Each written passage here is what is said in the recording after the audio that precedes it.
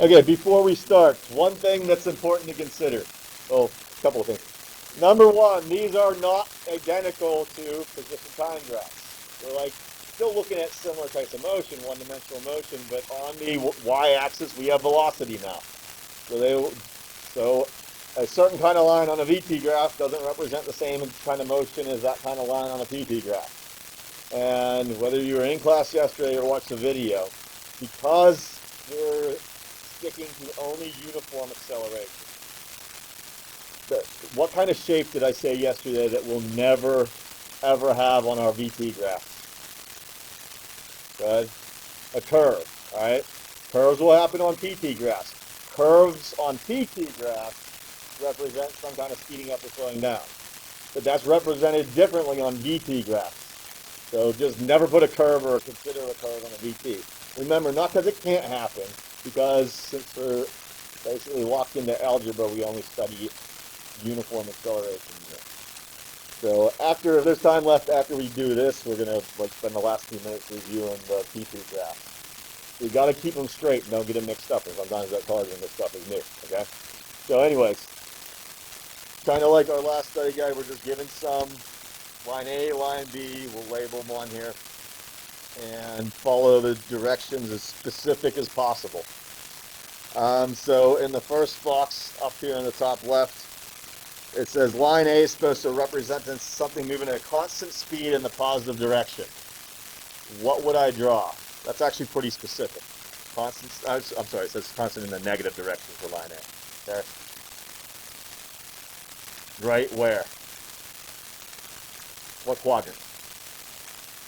Right. So basically, remember, like, this is quadrant 1, this is quadrant 4, right? And like we said in the past, there's never going to be a quadrant 2 and 3 because time can't go backwards. Time's on the x-axis. So in quadrant 4 down here, all the velocities would be negative, right? So maintaining a constant speed in the negative direction would have to be straight horizontal across it. And that's where we got to be really careful. Because on a PT graph, a horizontal line means what? Anywhere on it, it means what? Yeah, it's at rest, no longer here, right? While we're talking about it, we did say this yesterday, what would it look like if it was at rest on a VT graph? We're not being asked on this one, but I'm just asking it. Right, Harris? Right, horizontal line and 0, holding steady at 0. I mean, if you simply just use your brain to think about what's on this axis, this shouldn't be too hard. If you're just trying to memorize this and not think, then that's when it gets confusing. Use your brain. Don't just memorize graphs, all right? You'll get very confused if you try to memorize physics. All right, letter B in the same one. Moving at constant speed in the positive direction. Well, if this one's in the moving constant negative, constant positive would obviously be up here, right? Horizontal line anywhere up there because these are all positive values. Now, let's mention something else right now before we move on. If we took a slope of this kind of graph, what do we get? Do you remember? Remember, we did take the slope of the last part of the PT stuff. We were taking the slope of those. If we take the slope of these, what does it represent? Good. Acceleration. Don't get that confused. Let's back up. What was the slope of a PT graph give us? The last type. How about somebody else? What was the slope of the first kind of graph, the PT graph? Found it the other day in the bottom 4 on the second page. Those slopes represented what? All right, go ahead. Velocity. That's probably two of the most important things you know. You got to be able to answer that question. All right. All year in labs, we're going to be taking slopes of these kind of graphs, and if you don't remember that, you'll probably be very confused in the lab. So there's a lot of important things here, but probably the most important thing of each graph. The slope of a PT graph gives you velocity. The slope of a VT graph gives you acceleration. All right. So that should make other connections from other stuff we learned. We learned about all this stuff non-graphically before we got into this stuff, right? All the connections should start popping up. Look at these lines. I know there's no numbers on it because of the nature of what's the slope of both of these lines? because they're flat. Carson, 0, right? That should make sense if we think, because things moving at constant velocities, which these are, right, should have 0 acceleration, right? Right? Things that are moving constant velocity are not accelerating. Therefore, that's why if we take their slope, the slope's 0, 0 acceleration. All right, move along to the one on the right. Moving in the positive direction and speeding up. What kind of line? I want more people answering, not the same couple every time.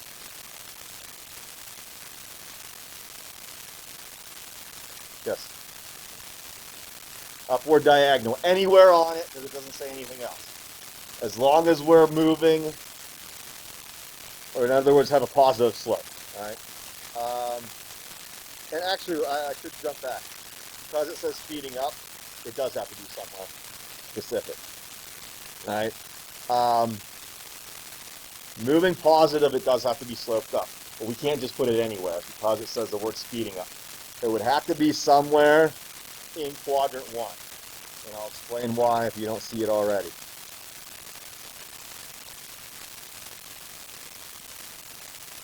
So the fact that it's sloped upwards means positive direction. But the fact that it's getting away from 0 means it's speeding up, right? So if I put that same line, imagine just pulling it down and dragging it here and having it here, that would only satisfy half of A. It would be positive direction because it's sloped up, but it would not be speeding up. If it was down here, it'd be getting closer and closer to 0, right? If I got closer and closer to 0 velocity, because that's what's on the y-axis, that would mean I'm slowing down. So it has to be somewhere in quadrant 1 looking like that. Does that make sense to everybody? Therefore, part B is basically flipping it. Moving in a negative direction, so it has to go down, right? But speeding up in the negative direction means getting away from 0 in the negative direction, something like that, right? So if you understand this, it's super easy to tell from a VT graph if you're speeding up or slowing down. If you're going away from 0 in either direction, you're speeding up. If you're coming towards 0 from any direction, you're slowing down. This makes sense, right? Again, if you think about it and make sense of it, you could just interpret it every time on a graph rather than have it memorized. Any questions on either of those?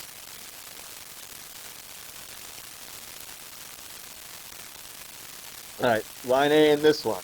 Oh, and by the way, since you can see it now, I don't like the wording of the bottom right one. Exit out.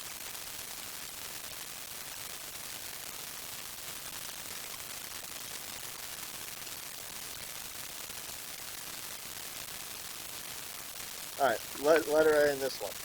Moving in a positive direction and slowing down. So this is kind of like the opposite of what we did in the last box, okay? So slowing down one more time, that's the mean we're going towards where? Yeah. 0, or in other words, the x-axis, right? That's where 0 is, velocity is. So moving positive and slowing down would have to go, the only option would be like that, right? That's moving, even though we're in the negatives, we're moving towards positive, right? If it sloped up like that, and that would represent line A. And then the reverse of that, the only way it could happen was have to start up here, going towards 0, negative direction, slowing down, that would be line B.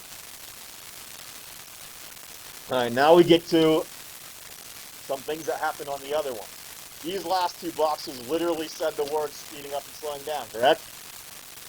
However, sometimes they're not going to say if it's speeding up or slowing down. They will imply it by signs. So this is like the 3rd or 4th time we've gone over this. Hopefully it's sinking in by now. All right?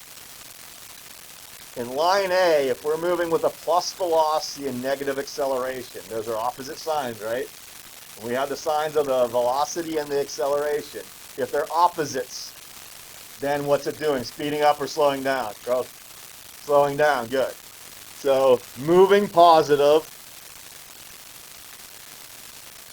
or moving with positive velocity. One other difference on these ones was it said moving in the positive direction, right? These ones say moving with positive velocity and negative acceleration.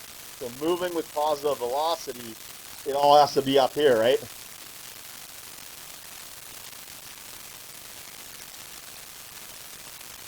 So we got something that looks like this. Negative acceleration means it's got to be slope negative because the slope represents acceleration. So that's line A in this one.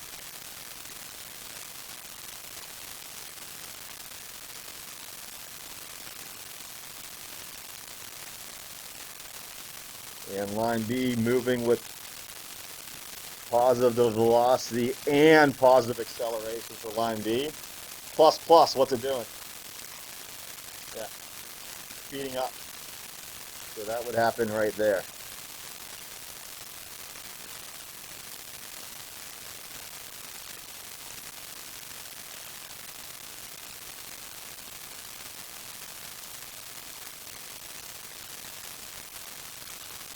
And let me jump back to here because I just glanced back when we were comparing those. I think I actually labeled these backwards. Let me change those. Keep the lines. They're the right lines. Oh, I didn't mean to erase the whole lines. You could keep the lines and just erase the A and B. Let me explain why. I just got a little error. If we're moving in the positive direction, the only way on a VT graph to move with the positive velocity would be to move with a positive velocity. So I just labeled those backwards. So letter A, and that might actually, we'll go back to this one. Moving in the positive direction, let's just make sure that makes sense to everybody. Moving in the plus direction, the only way to move in the plus direction is to have a positive velocity and slowing down. So this line A should have been this one. Ah, come on. There you go. The two lines are correct, but I reversed those. Does that make sense why? Positive velocities would be positive direction, okay? Because all these values at any point on this line, those would be positive velocities, so they match up to the left on the axis, right? So we would also have this line here, but this one is line B. They're moving in the negatives. Let me just double check this one, because I didn't, if I accidentally flip-flopped it back here. I think this one was good. Yeah, this one was correct. Positive direction has to have a positive velocity. Negative direction, negative velocity. I just flip-flopped on that one. And the biggest, probably most important thing, though, is if it's slowing down, it's going towards zero. If it's speeding up, it's going away from zero, okay? All right, so this one's similar thing. Instead of saying speed up, slow down, we're given signs. So minus minus means what, guys? What are we doing if it's minus minus? Same signs mean what, Harris? Speeding up. Now it's moving with a negative velocity. That means you got to be down here, right? Negative velocity, negative acceleration, speeding up, getting away from zero. That's just speeding up. Your velocities are getting more and more negative. That just means you keep going in the negative direction, faster and faster in the negative direction, away from zero. So that's line A. Then we got opposites down here, right? Negative, positive, that's slowing down. This is the negative velocity, positive acceleration. That means we're still down in this quadrant, but it's the other one like that in this quadrant. Does that make sense to everybody? So basically, there were similar questions with these two boxes and these two boxes. They just asked them in a different way, right? These two said the word slowing down. These two implied it by giving the signs. And we're not going to worry about that one. And that's really, since there's no curves possible, it's really just about every possibility you could have on a VT graph with either constant velocity or uniform acceleration. One more thing I want to say before we go on to the back. You don't have to write this, just pay attention. Just making a new page. I went over this yesterday, but I want to hit it again today. Who remembers how changing direction occurs on a VT graph? Reese. Right, it crosses the x-axis, which is v equals 0. We got to be careful, because it's totally represented different on a PT graph. A total change in direction is what full kind of shape on a PT graph, yes? the whole parabola, right? Remember, we can't have curves on these if we're in uniform acceleration. So anything like that or like that completely crosses the x-axis, because that goes from negative velocities to positive, right? To do that, you've got to turn around. Where do you turn around?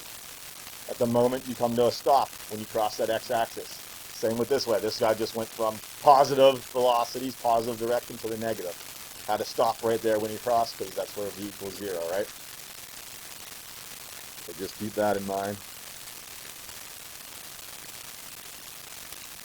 All right, so this is super similar. The math is the exact same type of math. It's just knowing what it represents. So it says use the velocity time graphs below to determine the acceleration. So we just find the what of each graph, guys? And the slope. I said earlier, the slope of one of each graphs is the acceleration.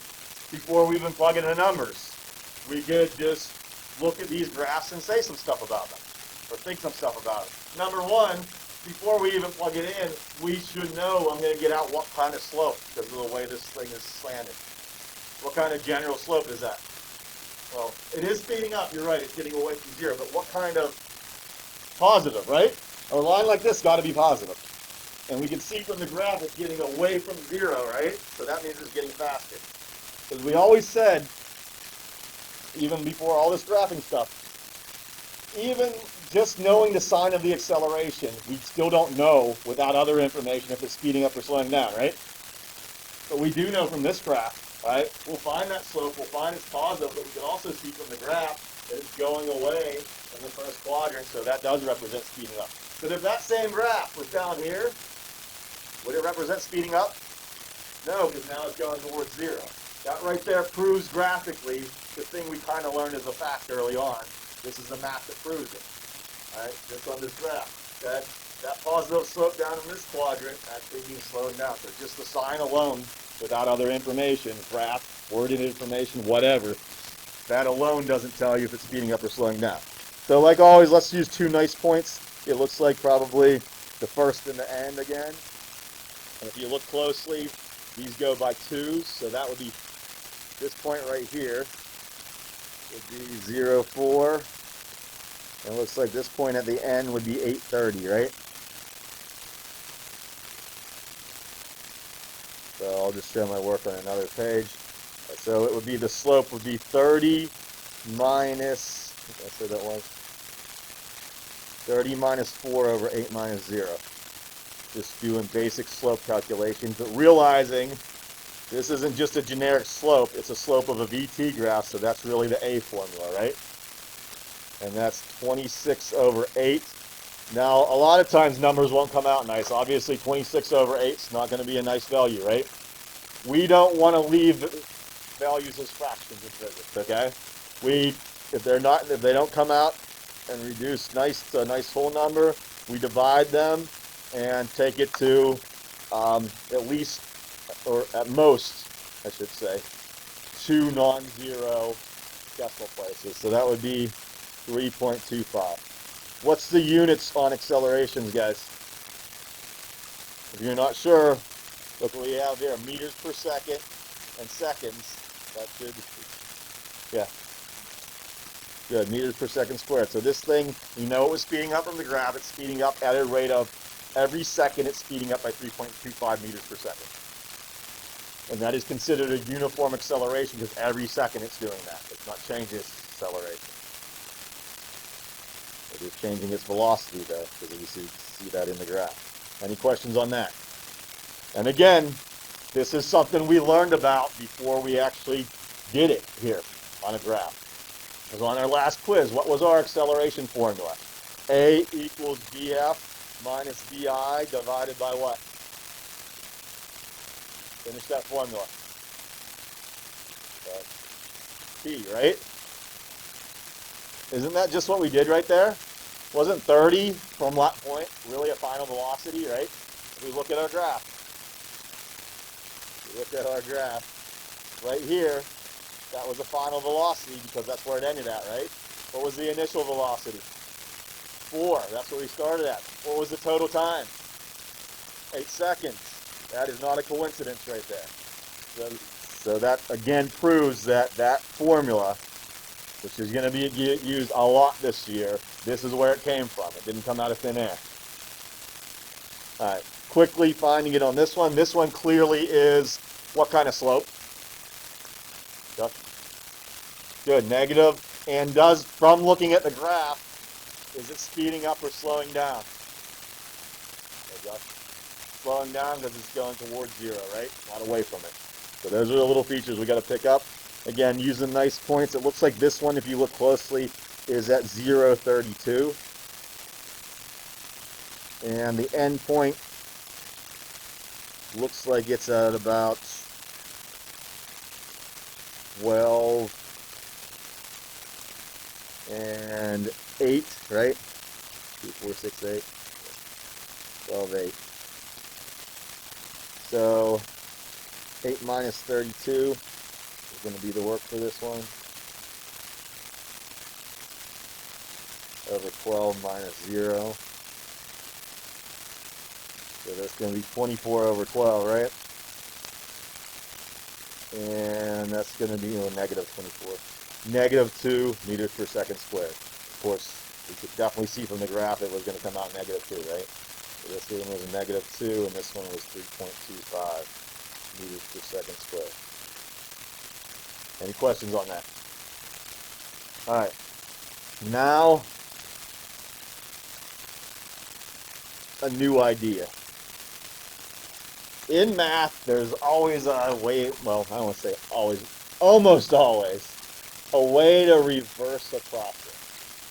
All right? For example, on an elementary level, if you add 6 to something and you want to come back to the original something, what do? Subtract it. If you multiply 10 to something and want to come back to the original something, what can you do? I said multiply. What's the opposite of multiply? Divide, right? There's basically, we could say that with all kind of simple functions. If you square something and want to reverse it, you would take the what? Square root, right? There's always kind of a way to go backwards, right? So back to what the kind of two biggest things were with slope here. If we took the slope of a PT graph, it gave us velocity. If we took the slope of a VT graph, like we did right now, it gives us acceleration. Well, what if we want to reverse it?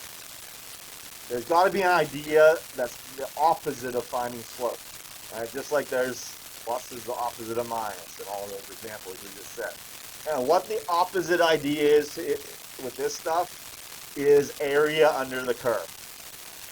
So before I really do the ones that are here on the sheet, just pay attention. Don't write that down because there are ones on the sheet. But I'm going to explain it a little more before we do it. Okay? So let's say I have a VT graph is where we would typically do this, and I think that's the only ones they give us examples on where this is going to be applicable. I'm going to make one of the simplest VT graphs we can. Constant velocity, which we noted early. Let's say we have a positive, I'll put a number there just to keep track. 1, 2, 3. Let's say 4 meters per second, all right? On my velocity axis, and I'm staying there. That represents I'm maintaining 4 meters per second for, let's say, I don't know, 10 seconds, okay? So there's 4, here's 10 second mark. But from that, I want to know how far I travel. Now this is a VT graph. V is not on any of my axes, right? So can I directly read from the graph how far I travel? Or let's say it more specifically, my displacement. Is there any way I can point to a point like on that graph and say, there's my displacement? No. But I could use the fact that from a PT graph, if I wanted velocity, I could take its slope, and that could give me the velocity that I needed to maybe build this graph to know this thing was going at 4, okay? But then I could go backwards and find the displacement by taking the area under the curve, and it's crazy easy. It's just remembering what it represents, okay? So when we say area under the curve, this is actually a calculus concept. You guys in calculus will eventually call this integration, all right? But if the shapes are easy, we don't need calculus to do it. We just need algebra and some basic geometry, okay? So when we say binding something to the x-axis to find the area under the curve, we just imagine wherever this graph ends, different color here, we're just going to draw a little dotted line down, the line that's vertically down or up in some cases, depending where the original graph was. And what shape does that make when we bind it to the x-axis? Yes, a rectangle. And the displacement by traveling 4 meters per second for 10 seconds can be found by finding this shaded area right here. All right? And it's pretty simple. We all know how to find the area of a rectangle, right? I would hope so. By doing what? How do we find the area of a rectangle? I could ask like a 3rd grade class this, and I would bet they could answer me. Yes. With length times width, right? One side times the other. Well, don't I know the numbers for that? If I put them on here. This side, the width of it is 4, right? Since this is 0, we found it to the origin, right? So this side's 4, this side's 10. 4 times 10 is 40. So let's think about what we really did there. 4 is a velocity, right? Or plug in those numbers that get me 40. 10 and 10 is a time, right? So I'm taking v times t, really, right? Well, wait a second. Let's go back to something we already learned. Remember v equals d over t? Remember a couple of times here and there we had to rearrange it? What if we had to solve v equals d over t for d? Wouldn't it be d equals v times t? That's not a coincidence. All right? So taking the area under this graph gives me v times t, and that will be displacement. That's how it was defined from that formula from day one when we first presented it. That would be 4 times 10. So therefore this thing, since it is a displacement, what unit would be on it? Displacements, distances, or length units are all in what? Meters, if assuming this was meters per second, this was seconds, right? 40 meters. So although you can't point on a VT graph and say, hey, here was my displacement, if I know what the area under curve represents, I could still find it even though it's not a direct thing to point for. And that's technically the opposite of taking slope and like going backwards, okay? There's some stuff about the prior graph. All right, but we got some other issues. We know VT graphs don't always have to be what? Horizontal, right? So let's go to another one. See what happens. Again, I'll just throw some random numbers on. That's a terrible horizontal line. Times this over again. But not, we'll finish tomorrow. I'll ask a real simple question that doesn't really take any work. Remember what a VT graph looks like if the thing stopped? Here's 0, it's like that, right? What's the displacement of something that never moved? 0, right? Which makes sense. I can't find an area. There is none defined right there, right? So that's a real simple one. But what if I had this? Remember, now this thing's accelerating, right? Because it's slope. The slope of a VT graph is acceleration. So now if I want displacement, I would do the same thing. I would drop it down, right? And I would have, obviously, what kind of shape now? A triangle. And this area, like before, represents the displacement of this graph. How far, well, from beginning position to end position is what displacement is. From where we start to where we end is how we always learned it, right? So anyways, what's the formula? We all better know. Every elementary kid knows. What's the formula for area of a triangle? What's the formula for area of a triangle? Yes.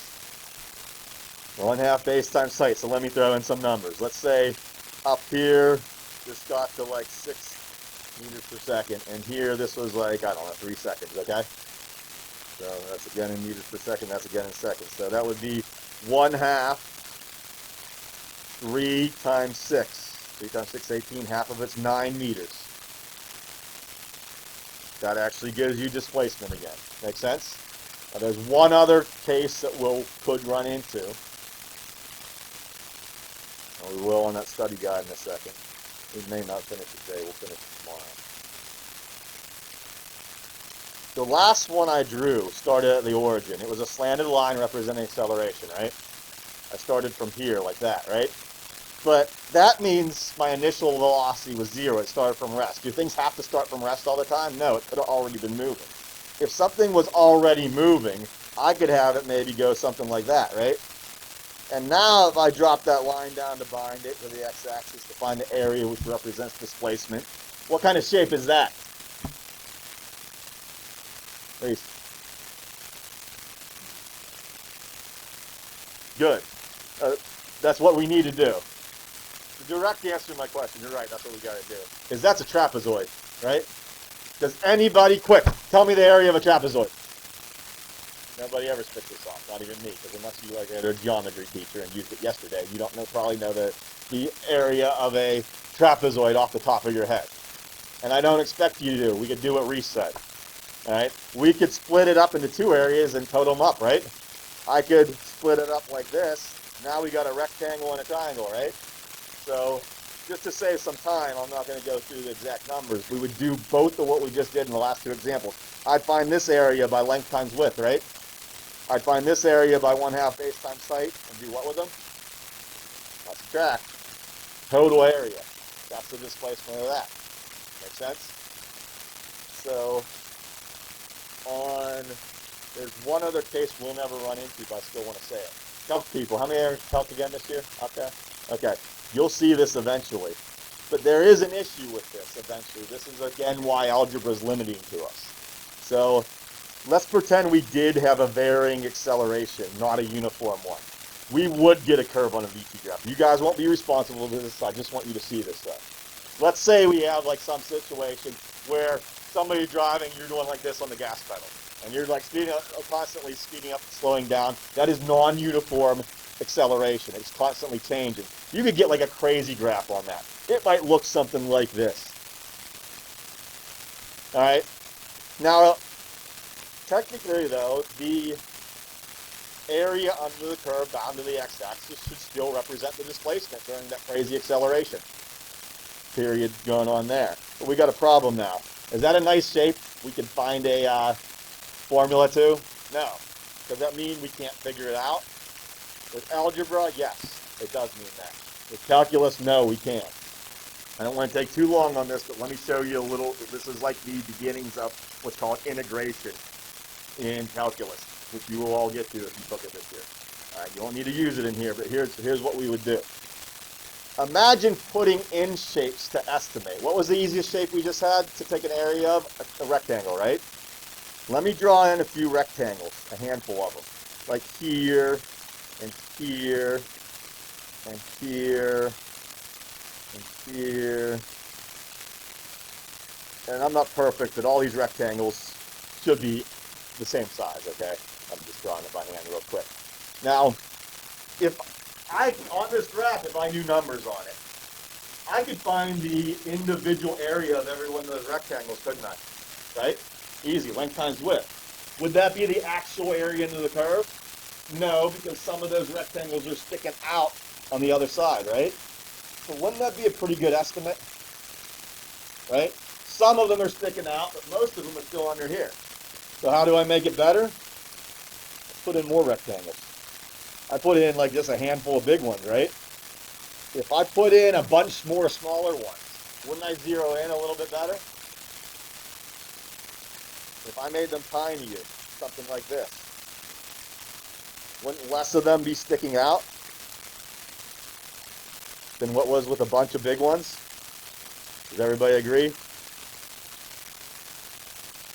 I'm not perfect with drawing these, but you could see there's much less sticking out than before. What if we did it again? I'm not going to keep doing it. Now we're going to imagine. What if I now put double that amount in? If I put more and more rectangles in for infinity, forever, wouldn't it keep closing in on the area of the real graph? Closer and closer, so it's pretty much exact. That's the idea. That's one of the big ideas in calculus. All right? We can't do it algebraically solely. So that's called integration in calculus. So that's why we don't deal with it in here. We will only ever deal or ask you to do areas under curves that have nice shapes. With one exception, when we do a certain lab, you won't have to do calculus. our lab software could do this by the click of a button. So it will do, it's programmed to do whatever is necessary. When we get to collision lab later in the year, we will have to, and you'll see why later, we will have to take the area under a curve that's not linear. And you will, we, without this software, we'd have to know calculus to do it. But with it, we'll hit a button and it'll do it for us. Okay, so don't be scared thinking, oh, I gotta do calculus in there. You will not. But we'll still mention it sometimes, like this is why we could only go this far in this course with some stuff. All right, so with that all that in mind, I know we're almost out of time, so here's what I want you to do, because I think we explained it well enough. Since we didn't get done for homework after seeing all that explained, I would like you guys to do number 4. I'm sorry, not number 4. Number 4 is a bunch of examples like mine. Right? They basically did 3 examples just like I did. Okay, so there's more. They've probably gone a little nicer too, but it's the same idea. Do the 3 bottom ones then in number 4, okay? And finish off number 5. Number 5 is the opposite. We're giving you a, well, let me say it a different way. 5 could be tricky, but I want you to try it. It's giving you a PT graph, and some information off that, you want to try to make the VT graph. All right, give it a shot. I don't care if you're wrong. I care that you try it. You should be able to get those area ones pretty easy. To finish that off, we'll take 5 minutes, probably tops, to finish going over this tomorrow. Then we'll all get you logged in with the username and password for the concept builders we'll use next week. Any questions, guys?